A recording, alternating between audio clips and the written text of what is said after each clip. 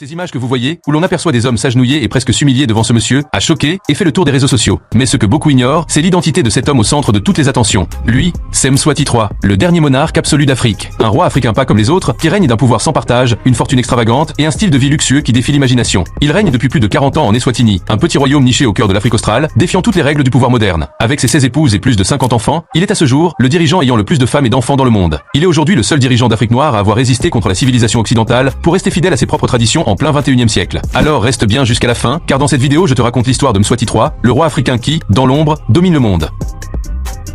Vois-tu ce petit pays sur la carte? C'est l'Eswatini qu'on appelait autrefois le Swaziland. Un territoire à peine plus grand que la moitié de la Belgique, mais qui respire la tradition, les couleurs vives et la fierté d'un peuple. Ici, les collines verdoyantes semblent onduler au rythme des danses traditionnelles, et l'air est imprégné d'un mélange de parfums d'herbes, de bois brûlés et de pluie tropicale. Et au cœur de ce décor pittoresque, un palais. Un lieu à la fois mystérieux et fascinant, où vit l'homme dont on va parler aujourd'hui, le roi Mswati III.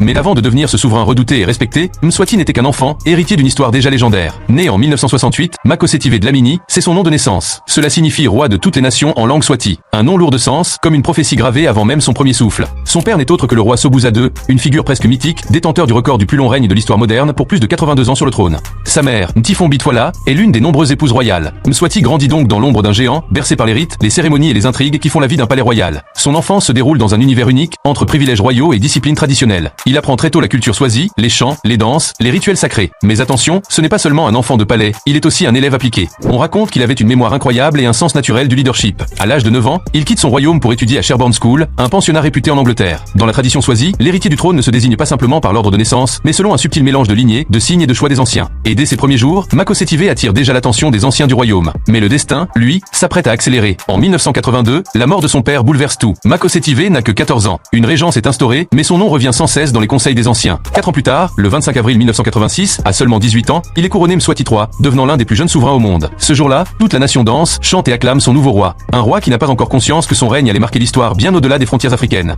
Si tu veux comprendre à quel point Mswati III règne d'une main de fer, il faut se rappeler une chose. Dans le monde d'aujourd'hui, les rois absolus se comptent sur les doigts d'une main. Et lui, en fait partie. Ici, en Eswatini, la démocratie telle qu'on la connaît ailleurs n'existe pas. Mswati III n'est pas seulement un roi, il est le chef suprême de l'exécutif, du législatif et du judiciaire. Dans ce petit royaume, toutes les décisions, grandes ou petites, passent par lui. Il peut nommer un juge au sommet de la magistrature le matin et le révoquer le soir s'il le souhaite. Les ministres, c'est lui qui les choisit. Les parlementaires, c'est encore lui qui décide qui siège et qui disparaît de la scène politique. Et tout cela, sans contre-pouvoir réel, sans devoir rendre de compte à qui que ce soit. Ce pouvoir écrasant ne date pas d'hier. Depuis 1973, une loi imposée par son père a interdit purement et simplement les partis politiques. Résultat, aucune structure d'opposition crédible n'a pu voir le jour depuis. Les voix dissidentes, elles sont muselées, souvent sous pression, parfois réduites au silence. Les manifestations, quand elles éclatent, sont rapidement étouffées par la police et l'armée qui répondent directement aux ordres du roi. Dans ce système, le palais est le cœur battant de tout le pays. Et Mswati III en est l'horloge, réglant chaque tic-tac au rythme qui lui convient. Parler de Mswati III, c'est aussi parler d'argent, beaucoup d'argent. Officiellement, sa fortune personnelle serait estimée à plus de 200 millions de dollars. Mais attention, ce chiffre ne prend même pas en compte les biens de l'État qu'il contrôle et qu'il gère comme si c'était les siens. Résidences luxueuses, flotte de voitures de prestige, terres agricoles, entreprises stratégiques. Tout cela, dans un royaume aussi petit qu'Eswatini, passe par ses mains.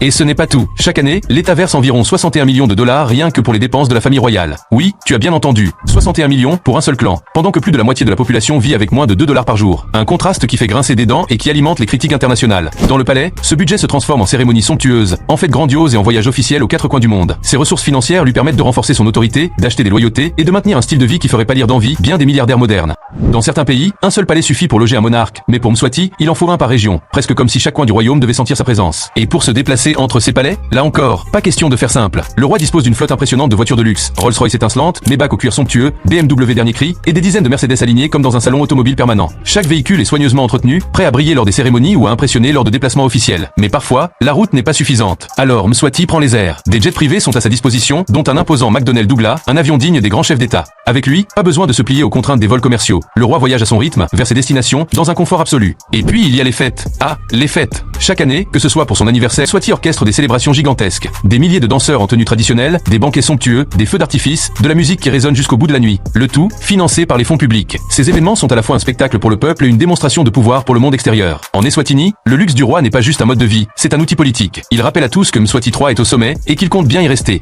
Si Mswati III est avant tout le roi d'un petit pays enclavé d'Afrique australe, son influence, elle, s'étend bien au-delà des collines verdoyantes de l'Eswatini. Depuis son couronnement en 1986, il a patiemment tissé un réseau de relations diplomatiques et royales qui lui permettent de siéger à la même notable que les souverains les plus prestigieux de la planète. Il entretient des liens privilégiés avec des monarchies puissantes comme le Maroc, où il a été reçu avec tous les honneurs par le roi Mohamed VI, et l'Angleterre, où il a côtoyé la défunte reine Elisabeth II et participé aux événements royaux britanniques. On le retrouve également aux côtés d'autres rois et émirs lors de sommets ou de cérémonies internationales, renforçant l'image d'un monarque africain pleinement intégré dans le cercle très fermé des grandes dynasties mondiales. Ces relations ne sont pas qu'une question de prestige. Elles lui permettent d'attirer des investissements, de renforcer les alliances politiques et de se positionner comme le représentant d'une Afrique royale qui dialogue d'égal à égal avec les autres trônes du monde. Pour ses partisans, c'est la preuve qu'un dirigeant africain peut préserver ses traditions tout en s'asseyant aux côtés des plus grands. Pour ses détracteurs, cette diplomatie royale est surtout un moyen d'entretenir son image à l'international, tout en masquant les tensions et critiques qui existent dans son propre pays. Mais qu'on l'approuve ou non, Mswati III a réussi à faire d'un petit royaume discret une monarchie connue et respectée dans les cercles royaux les plus fermés.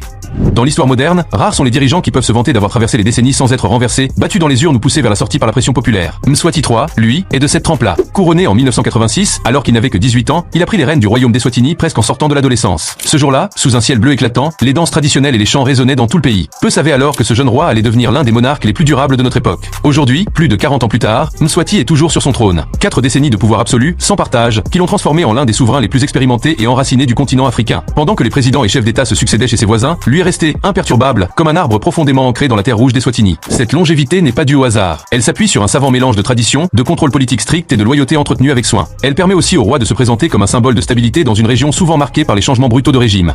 Dans bien des cultures, la polygamie est avant tout une tradition familiale ou religieuse. Mais pour Mswati III, elle est aussi un symbole éclatant de pouvoir et de prestige. Aujourd'hui, il compte 15 épouses officielles, parfois plus, selon les années. Et chacune d'elles occupe une place particulière dans le protocole royal, représentant autant d'alliances politiques que de choix personnels. Ce qui fascine et choque le plus, c'est la façon dont ces unions se forment. Chaque année, le royaume d'Eswatini organise l'Umhlanga, plus connu sous le nom de rite dance. C'est une cérémonie traditionnelle haute en couleurs, où des milliers de jeunes filles vierges, vêtues de parures colorées et portant de longs roseaux, viennent danser devant le roi. La scène est spectaculaire, un océan de mouvements synchronisés, de chants et de sourires, sous le soleil brûlant. Mais derrière cette image pittoresque, la tradition prend une tournure controversée. Car c'est lors de cette cérémonie que Mswati III choisit parfois une nouvelle épouse. Une décision qui soulève de nombreuses critiques, notamment de la part des défenseurs des droits humains, qui voient un mélange de traditions figées et d'abus de pouvoir. Pour les partisans du roi, cette polygamie et cette cérémonie sont des piliers de l'identité culturelle swazie, un héritage qu'il faut préserver coûte que coûte. Pour ses détracteurs, elles ne sont qu'un reflet de l'inégalité et d'un système où la volonté du monarque prime sur toute autre considération.